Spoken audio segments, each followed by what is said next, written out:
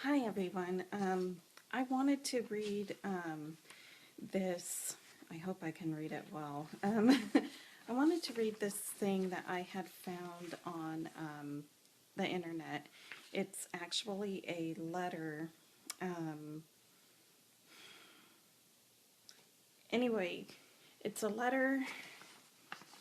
I don't know if you would say it's a letter or more of just information.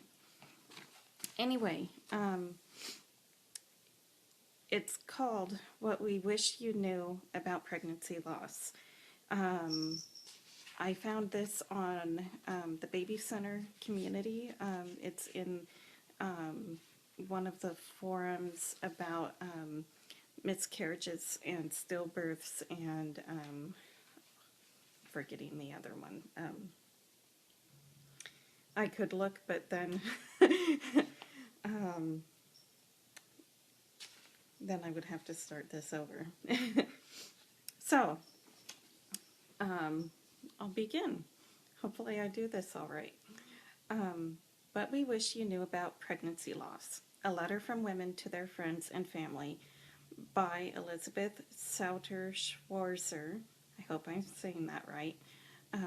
I assert no copyright for the material. Please use it as you see fit to help women who have endured this terrible grief. Thank you. When women experience the loss of a child, one of the first things they discover, there I go. I'll try to get through this, and even if I make a mistake, I'll keep going, okay? But I will start over since I made a mistake already, and I can't even talk today. What's with this? Okay. When women experience the loss of a child, one of the first things they discover they have in common is a list of things they wish no one had ever said to them. This list tends to be remarkably similar. The comments are rarely malicious, just misguided attempts to soothe. This list was compiled as a way of helping other people understand pregnancy loss. While generated by mothers for mothers, it may also apply similarly to the fathers who have endured this loss. When trying to help a woman who has lost a baby, the best rule of thumb is a matter of manners. Don't offer your personal opinion of her life, her choices, her prospects for children. No woman is looking to pull her acquaintances for their opinions on why it happened or how she should cope. Don't say, it's God's will. Even if we are members of the same congregation, unless you are a cleric and I am seeking your spiritual counseling, please don't presume to tell me what God wants for me. Besides, many terrible things are God's will. That doesn't make them less terrible. Don't say, it was for the best. There was probably something wrong with your baby. The fact that something was wrong with the baby is what is making me so sad. My poor baby never had a chance. Please don't try to comfort me by pointing that out. Don't say, you can always have another one. This baby was never disposable. If I had been given the choice between losing this child or stabbing my eye out with a fork, I would have said, where's the fork? I would have died for this baby, just as you would die for your children. Don't say, be grateful for the children you have. If your mother died in a terrible wreck and you grieved, would that make you less grateful to have your father? Don't say, thank God you lost the baby before you really loved it. I loved my son or daughter, whether I lost the baby after 2 weeks of pregnancy or just after birth. I loved him or her. Don't say, isn't it time you got over this and moved on?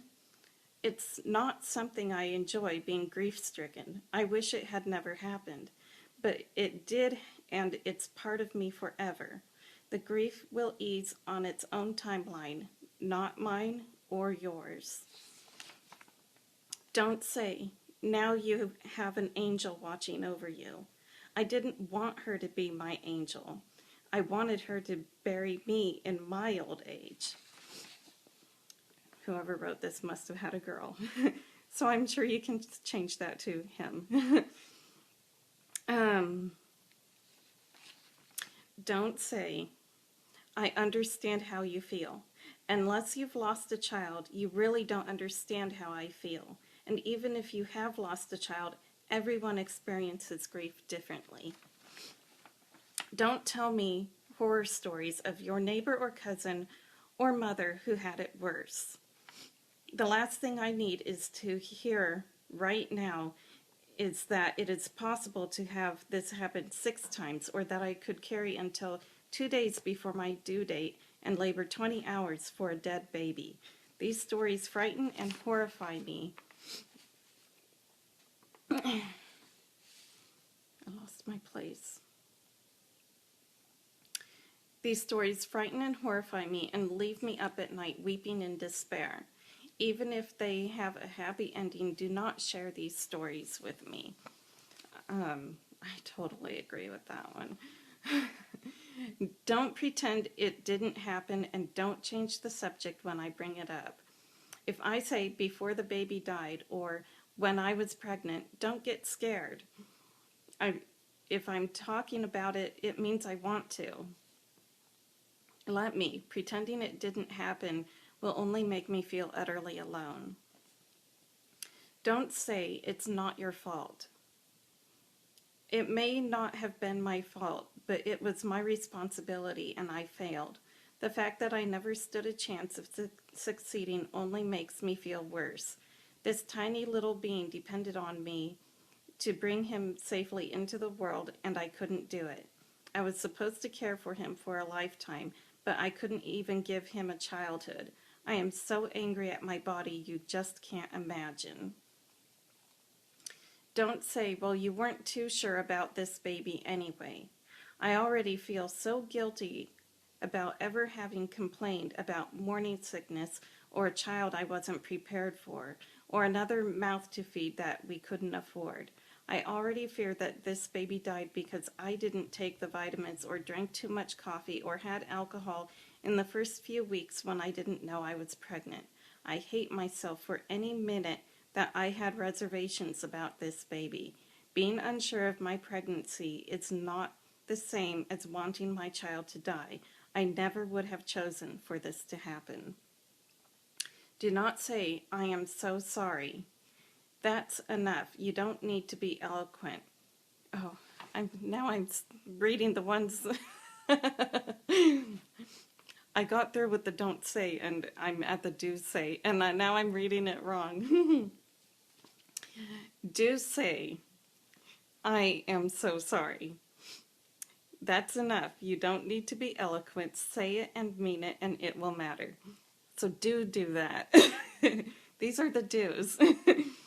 Do say, you're going to be wonderful parents someday, or you're wonderful parents and that baby was lucky to have you. We both need to hear that.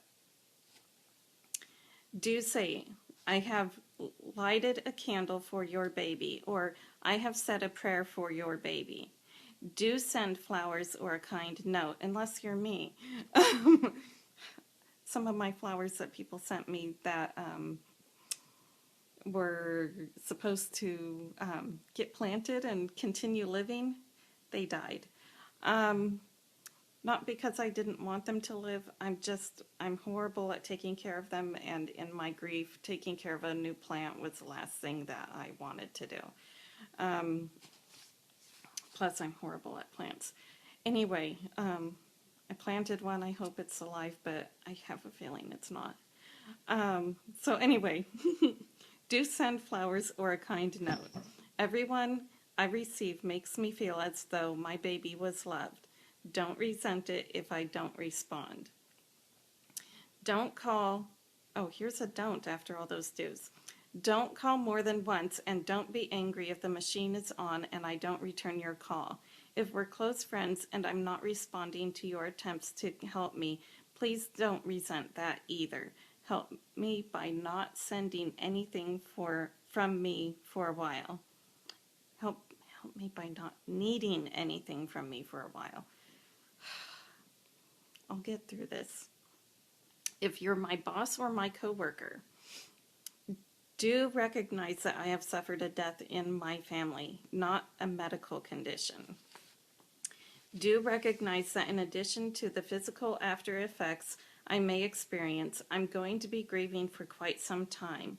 Please treat me as you would any person who has endured the tragic death of a loved one. I need time and space. Do understand if I do not attend baby showers, christenings, birthday parties, etc., and don't ask why I can't come.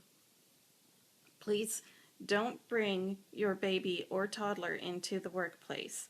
If your niece is pregnant or your daughter just had a baby, please don't share that with me right now. It's not that I can't be happy for anyone else.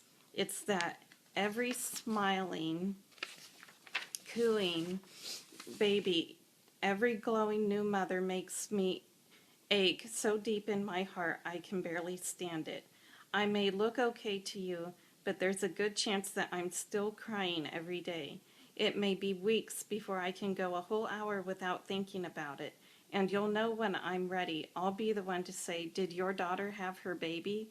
Or, "How is that precious little boy of yours? I haven't seen him around the office in a while." Above all, please remember that this is the worst thing that ever happened to me. The word miscarriage is small and easy, but my baby's death is monolithic and awful.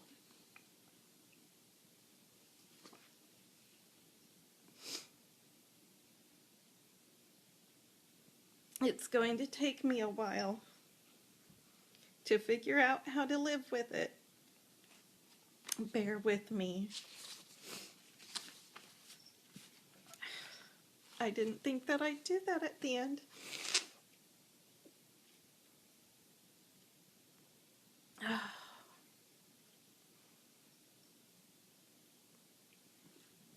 I'm sure some people think it takes a lot of courage to cry on a camera, but I'm determined that even if I do, I'm not going to hide it. It's reality. And I'm not going to retake this.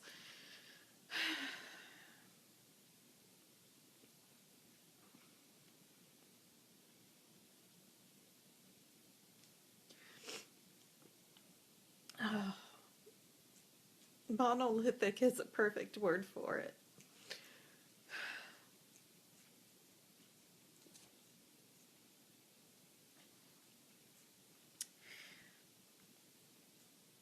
It can be so hard.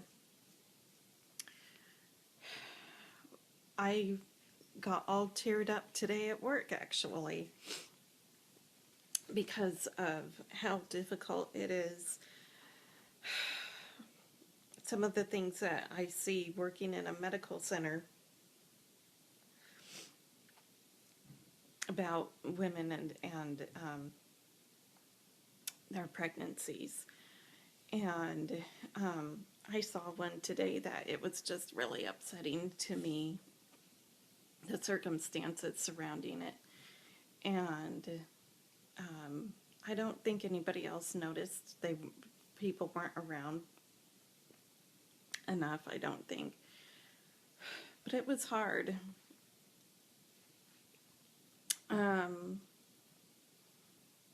I do agree with a lot of these do's and don'ts that I read. I don't agree with every single one.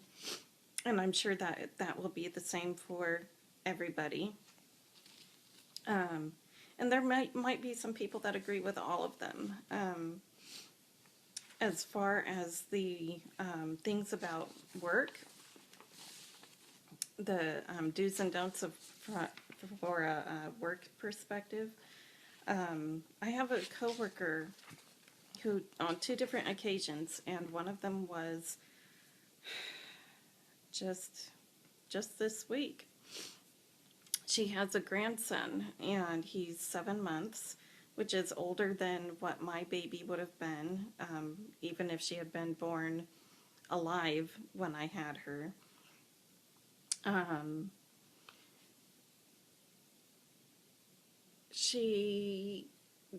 I don't think she's meaning to hurt me, but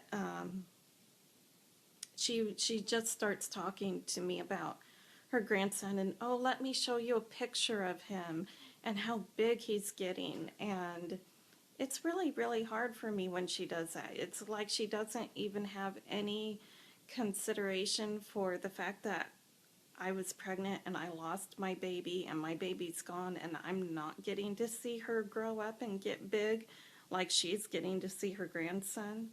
And so it's hard for me, and I'm too much of a pushover and don't know how to tell her that I just can't look at that right now, that it's right now isn't a good time for me. I just, because I worry about other people's feelings too much. So if she does it again and I'm still at a point where I don't think I could handle it, I will probably have to buck up and say something.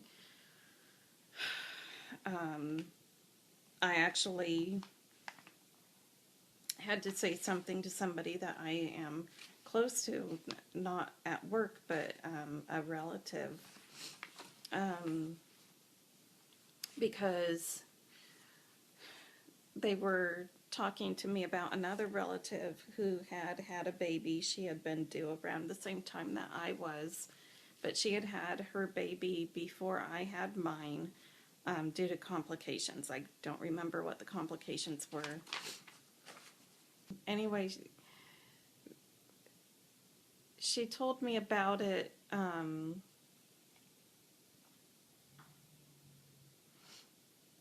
the very same week that I had had my daughter. It was so hard. I finally had to tell her to please stop sharing with me because it was too painful. And some people I'm okay with. I have another coworker who's pregnant, and she is due in July. Today is May 1st, May Day, and I'm very happy for her. I'm able to talk with her about her baby, and everything's cool with it. I don't have any problems with that. But she's been really understanding of my feelings and my situation, and I think that's a part of it. So, anyway, I think that this is a good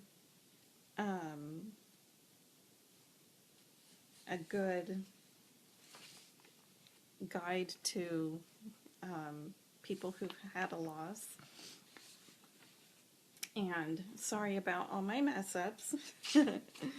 And yeah, that's pretty much what I wanted to share today.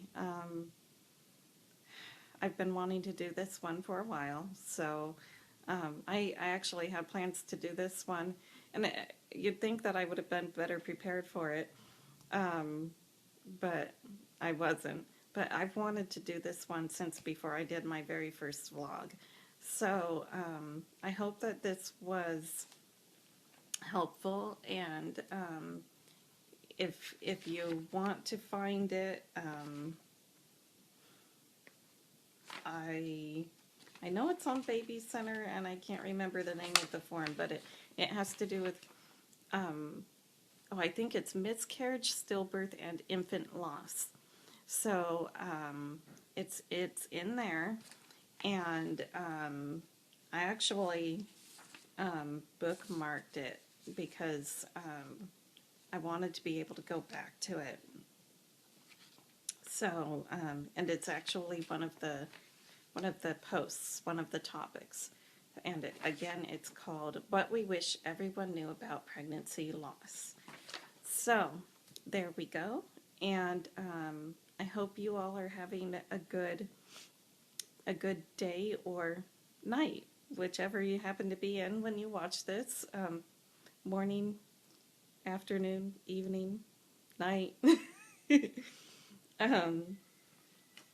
And because I know from experience that sometimes there's times when you just can't sleep even when you should be.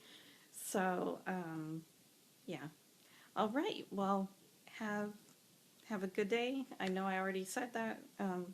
Bye.